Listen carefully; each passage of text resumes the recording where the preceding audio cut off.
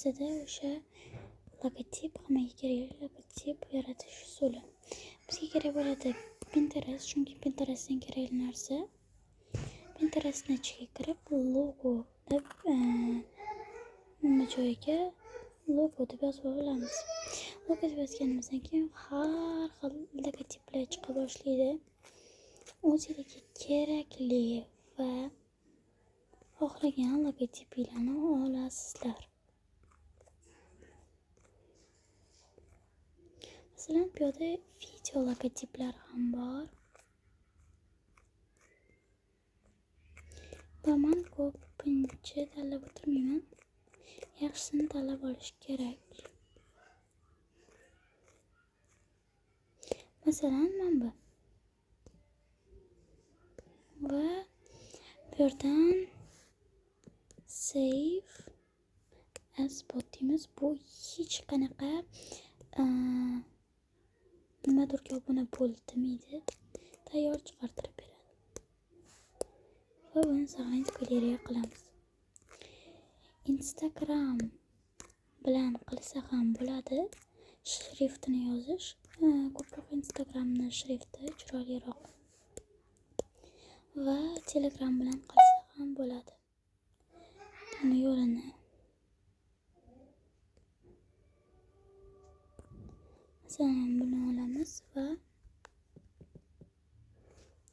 pochasiga yozamiz. Ya'ni o'zingizlarni kanalinglarni yoki o'sha narsalar. Bunda har xil shriftlar bo'ladi. Bizga standartniy или же meme shrift to'g'ri keladi. Men typeword va meme ko'proq ishlataman. Hozir menga ko'proq to'g'ri keldi. Voy.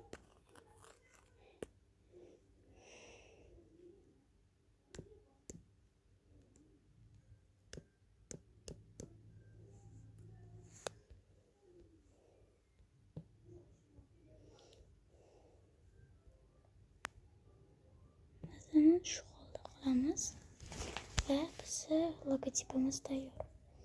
Agar bundan saqlanib qilamiz, saqlanib bilsanglar kerak, ko'rsatib ham qo'ydim. Keyin unda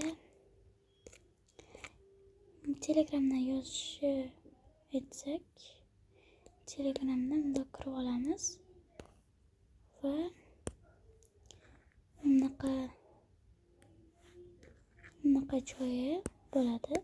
Shu yerga kirib, text degan joyga bosib, o'zimizga kerakli nomni yozib olamiz.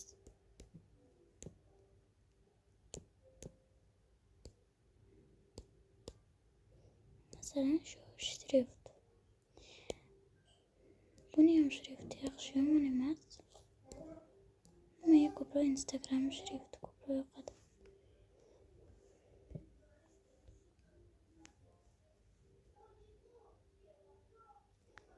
Ko'proq oddiy shrift tanlashga harakat qilaman. Mana endi buni ko'rdinglar. Mana havayimiz tayyor. Birinchi dars logotip darsi edi.